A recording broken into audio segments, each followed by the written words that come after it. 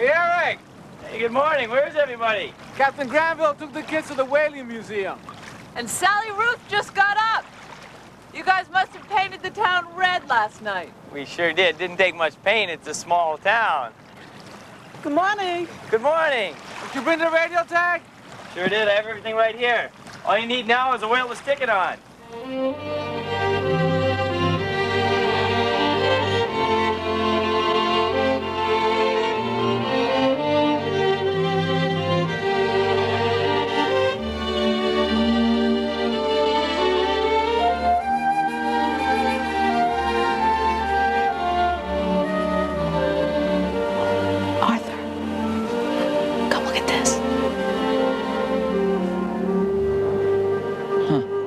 Sperm whale.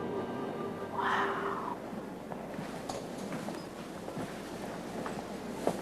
This is the Alice Mandel. That's the vessel that Nelson Granville sailed on.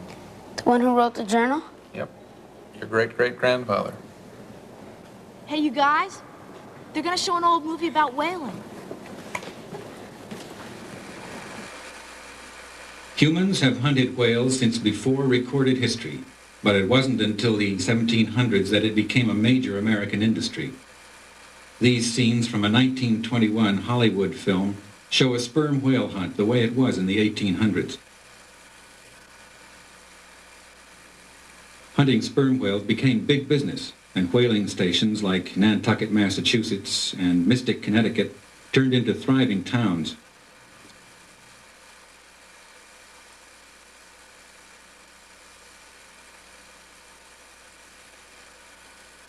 The men who were willing to fasten onto one of these great animals and take what sailors called a Nantucket sleigh ride risked life and limb. But a few of them also got very rich. They boiled the blubber to render it into oil and collected a waxy substance called spermaceti from the sperm whale head. These were prized as lubricants and lamp oil. The baleen from other whales like the bowhead and right whale was sold to make the ribs of umbrellas and ladies' corsets. Did he ride in those little boats? By the 1870s, over 700 whaling ships were working out of American ports. The whaling voyages now lasted up to 4 years, and a ship might visit all the oceans on a single trip. But the Yankee whaling industry was threatened. It was soon to die from two causes: the discovery of petroleum, a cheaper substitute for whale oil, and the growing scarcity of whales. This is just the kind of boat your great-great-grandfather chased whales in. What did he do? He was a harpooner. You see these notches here in the bow of the boat? He'd lock his legs in those notches to steady himself. As soon as they got close enough to the whale, he'd drive this harpoon right into the whale's back. That was called a toggle head. As soon as it got into the whale, it would turn open, and then it wouldn't come out. That was called fastening on? That's right. Sometimes the whale would tow the boat for hours before it got tired. I don't understand why it didn't kill the whale. Well, in the first place, it didn't really go deep enough. And in the second, those whales were big and powerful animals. You can see what it did to some of the harpoons. So what did they kill it with? See these lances on the side of the boat here? When the whale got tired enough, they'd pull the boat right up almost onto the whale's back. Then they'd drive those lances into the whale's lungs. And that's what killed it. Poor whales. Well, it wasn't much fun for the whalemen either. It's measuring 15,000 gross tons. Huge. It's a different business nowadays, a factory operation. They spot the whales from an airplane, chase after them with those fast killer boats, and then tow the whales back to the factory ship. Look at all the blood. Yeah. Look. What's this? This is a modern harpoon. It's fired from a cannon in the bow of one of those killer boats. This goes into a whale? And when it does, this head explodes inside the whale. These barbs open up, and that's the end of that whale. The invention of the explosive harpoon gun and floating factory ships didn't leave whales much of a chance. By the 1930s, whalers were taking 40,000 whales a year in Antarctica alone. Today, diesel-powered catcher boats can run down even the fastest whale. Towed back to the factory ship, a whale can be slaughtered and completely processed in less than an hour. The hardship and dangers that earlier whalers endured have all but disappeared from the mechanized business of modern whaling. In addition to oil, other products are derived from whales. Margarine, pet food, perfume, lipstick, and fertilizer. But there are substitutes for everything we get from whales. Let's get out of here. How does the radio tag work? Well, it's similar to other design that's been used on whales, except for it sticks on the surface of the skin. It doesn't penetrate like the other one does. And it's kind of like a toy, you know, those toy suction cup dart guns that you use when you were a kid. And the transmitter's in the cylinder? Yes, it is, and it produces a signal, a beep, beep, beep signal, which is transmitted through the antenna here. But only when the whale comes up to the surface, kind of like that. Also, you know the whale's underwater when the signal stops. Yes.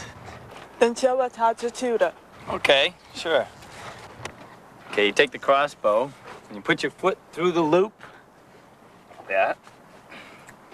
And then you pull on the string like that, make it click, like that, okay? And it's ready to shoot. Here, I'll let you shoot it. Okay, now, you take the radio tag and the arrow, you slide that through and into the center. Now bend the suction cup back. It goes through the air better, okay?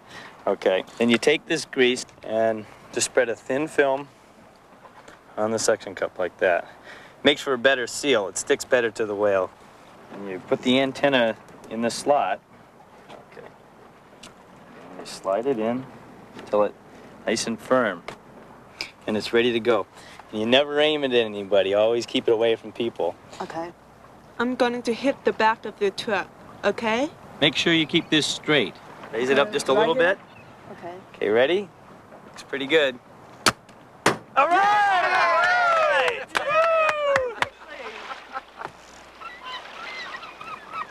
I'm going to check with the dockmaster about our bill. I'll be right along. Thank you for taking us to the museum. Oh, yeah, thanks, Captain Grandpa. Hi. Hey. Hey. Hey, this must be your radio tag. Yeah? What's this crossbow for? That's what we shoot the tag with. My friend Wendell's father has a crossbow. Hunts deer with it. Arrow goes right through him. Yeah, well, we're not gonna shoot a whale. You mean we're not going to shoot an arrow, but we sure as heck are planning to shoot a whale? What's the problem? I just don't think it's right for us to be shooting things at them. Some of the stuff we just saw at the museum was pretty disgusting. Seems humans have messed with whales enough. Yes, well, I agree. But this tag doesn't hurt the whale. How do you know? Because the whale barely reacts when you hit it. It reacts more to a loud noise than it does to this tag. But you guys say you can never tell how a whale feels by the way it acts. That's right, remember? They aren't human. It's true, you can never be sure. But it's a suction cup. You two are always so concerned about even touching these animals. Now you're gonna go stick that thing on one and chase it around in a boat. Come on. Suppose you hit it in the blowhole. Well, that's something we have to be very careful of. Yeah. Great. What's that? Look, I would never knowingly hurt a whale. We care for these animals a lot. That's why we study them. It's not like we haven't thought about it. The information we can get about their movements and daily cycles can help us to protect them better. That makes sense. How long can we follow a whale? 3, maybe 4 days if we're lucky. I wouldn't help if I thought it would hurt the whale. So, you don't even have to see it, huh? That's what's so good about it. If we're right about the tag not hurting the whale, then we're getting information about a whale that doesn't know it's being watched. Wow. It sounds convincing. Eric, what frequency does this thing run on? It's 171 megahertz. Come on, I'll show you the receiver. Oh, great. Looks good for tomorrow, folks. Dockmaster says they've sighted several humpbacks off Grumpy Ledge. Not close by. What do you say we go out there this afternoon? Like right now. We still have a lot of supplies to pick up. We have enough for 4 or 5 days. The tag won't stay attached that long.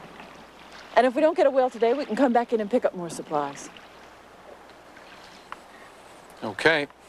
You're the boss. Good, let's go. Let's go. All ashore that's going ashore. Get that freshwater hose in and secure the tanks. Have fun.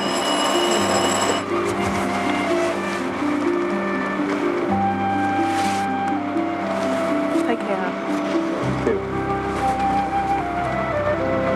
CT, come here a sec.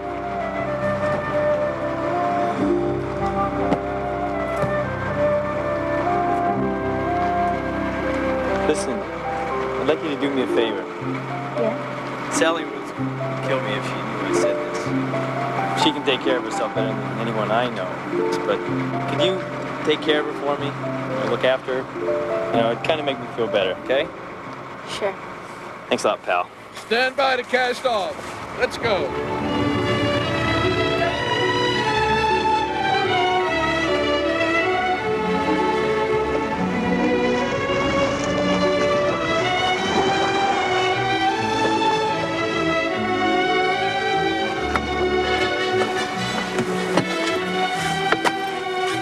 What were you guys talking about? Eric was just trying to make me feel better. I think he thinks I'm jealous. He's a nice guy, though. I like him. He's okay.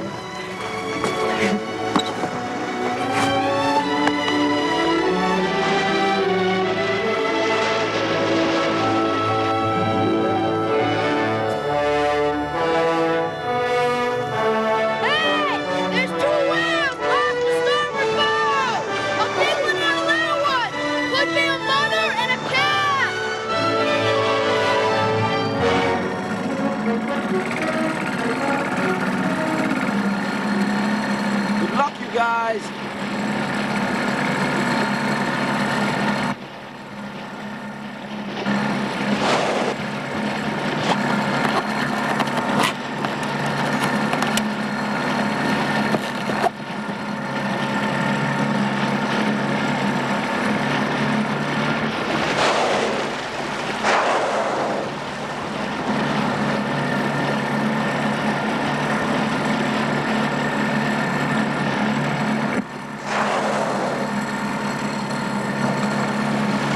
Leave it in neutral. Leave it in neutral.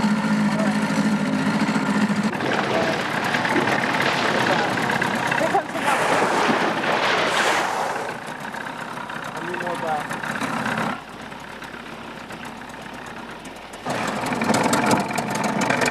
Should I come more parallel? Go around, so we can do parallel.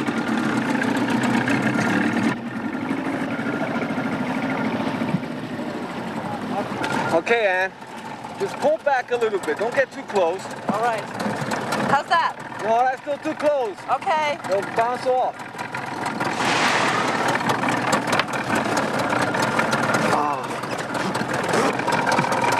Coming up. Slow.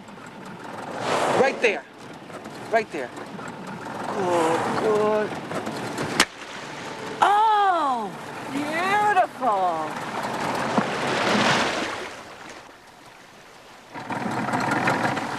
Here they come. We got a whale! Good going, you guys! They did it! Grandpa! They tagged the whale!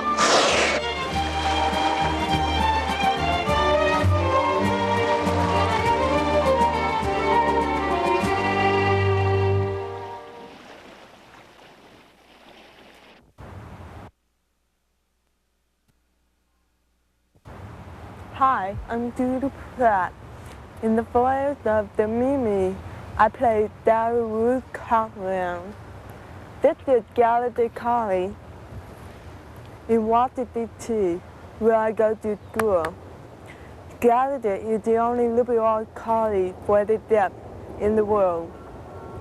This is my 4th year, and I'm majoring Audiology. Here, I have a guest with me this weekend, Mary Tanner. I came here for 2 reasons. One, to see Judy, of course, and the other, to learn about people who communicate in a different way than I do. The first thing I had to do when I arrived was find Judy. I wasn't sure that would be easy since all the students at Gallaudet are deaf. Excuse me, where is the cafeteria? Where is the cafeteria? Okay, go all the way down this way and take a left. Or take a right. I was lucky to find 2 students who read lips as well as Judy. Go up. The cafeteria was filled with animated conversation. I used to think deaf people could never communicate as well as hearing people, but they can. They just do it differently. I almost didn't recognize Judy with her new haircut, but it was sure great to see her again. We hadn't seen each other for almost 3 months since we finished filming The Voyage of the Mimi. Are we going to go to some classes? Yeah, I'll show you around. Okay, right. Before her afternoon classes, Judy had to visit the Audiology lab. She was volunteering for a program to help deaf people recognize certain sounds better. Oh, it's nice. Lisa Holden Pitt is a psychologist who does research with the hearing impaired. No. Can you wait here? Yeah. Okay, while I go in with Judy. Okay. Oh. Bye-bye. Until I met Judy, I just assumed if you were deaf, you were deaf. You couldn't hear anything at all. But Judy, like most deaf people, has some hearing. And Lisa needed to know just how much. I will come back in and ask if you have any questions, okay? Yeah. Okay, and use this. Right, for your answers. Okay.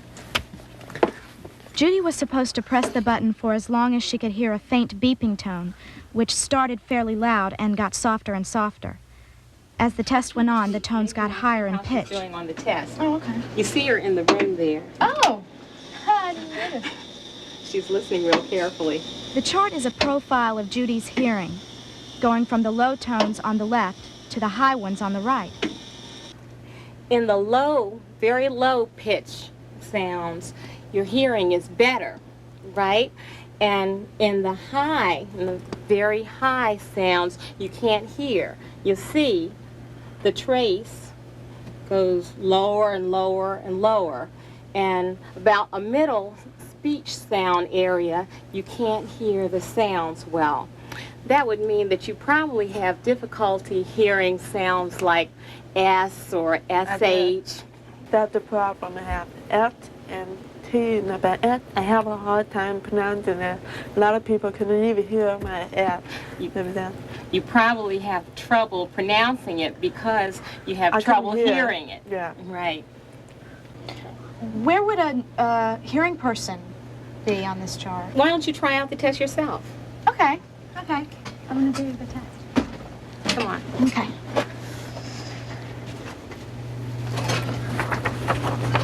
I took the same test, and then Lisa compared my chart with Judy's. I could see the difference. You see? I could hear all the tones pretty well from the lowest to the highest.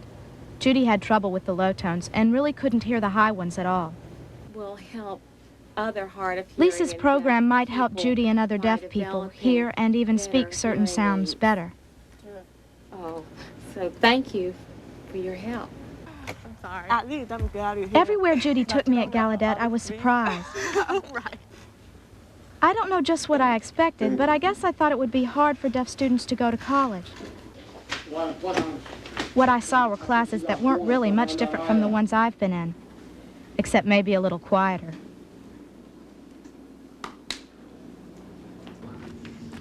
In the hallway outside one of Judy's classes, we ran into an old friend of hers.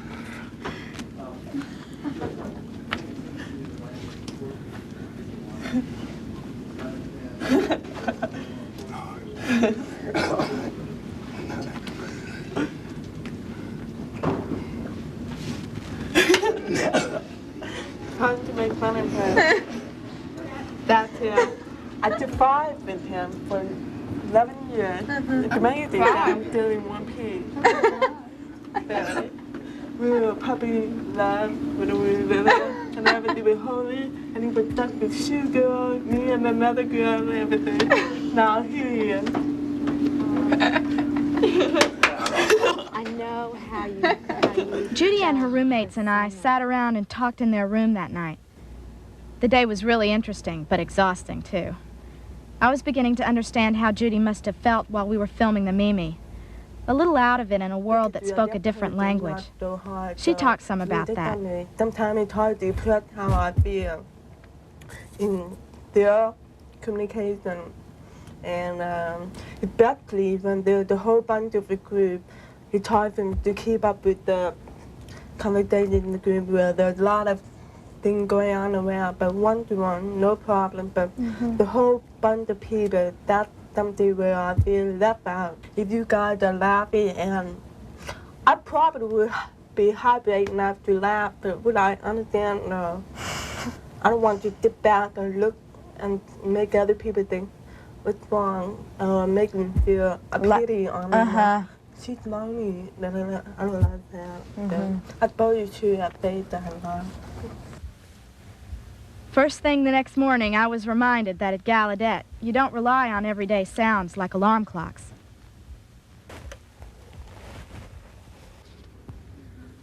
Later that morning, we dropped by the library and ran into one of the most fascinating women I'd ever met. Her name is Janice Adams, and she's not just deaf, but blind as well. Leah Subak works as her interpreter. You know, she also interprets for other blind students at Gallaudet. And I really loved it. Janice, have you been deaf and blind since birth? No, but I was born with that problem. I was born deaf. Some of the problems showed up later when I was about 15 years old. I was diagnosed, but I was not informed until I was 20 years old. My eyes started to deteriorate when I was 20. Are your parents deaf or hearing? My parents are deaf, and I'm third generation of deaf family.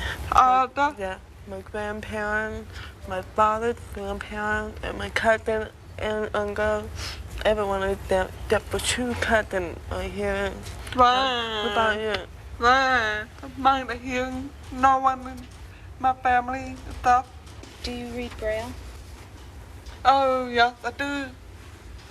I read Braille. I learned that in 1976. I like to read Braille, especially on a cold winter night under the blanket. That's when I spend it. The night. What is your hobby? Oh, I like to cook. I cook a lot. And I like to play the piano. I like to read. I like to ride bicycle. How do you ride bike?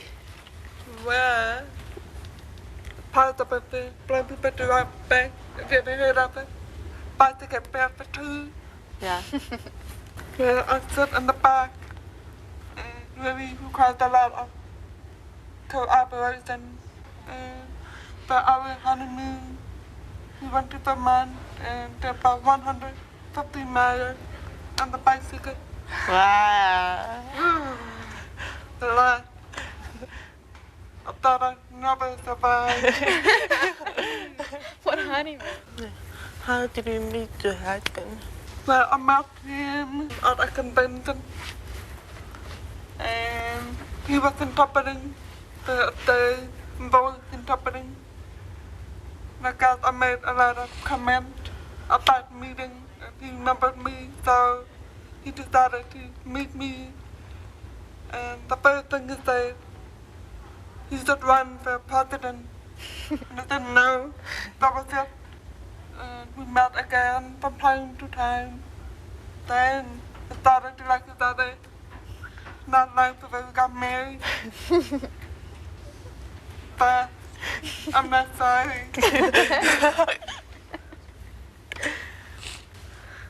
I'm glad that I had the chance to meet you because you around and around. That it might be the best time to meet you. So here we are. Sure. So anytime you see me on campus, stop by. Let me know you're around because I can see you. Meet me, I can meet people, you know. Okay. Okay. If I come back. Have a good day and hope to see you soon. Sure. Bye-bye. Bye. I'm glad Judy and I ran into Janice. Meeting her was a real treat, and talking with her was an experience I won't soon forget.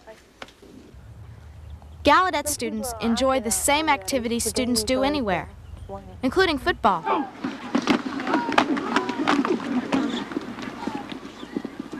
Gallaudet has had a football team for over 100 years. In fact, as Judy informed me, they invented the huddle. Because deaf people play against other deaf people, so how could they defend other people? So they huddle up and start talking what play they were playing. Then the hearing people, long time ago. Really? And the hearing people copy it, and they're doing the huddle now. Yeah, true. The coaches are deaf too, and sideline strategy sometimes takes two hands. Another important member of the team is the bass drummer.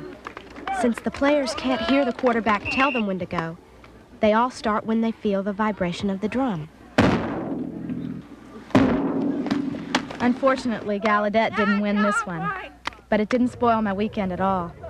It's a great place. It was a lesson for me, and an inspiration.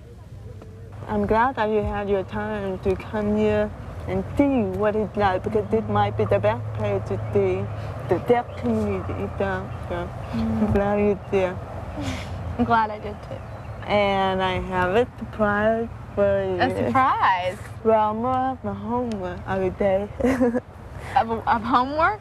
A signing book. I thought you might gain some benefit from this. Oh, yes. Oh, yes. Thank you very much. So, the next time I see you, I will know. Oh, you better. If not, you know what will happen? What will happen? Do you want to know?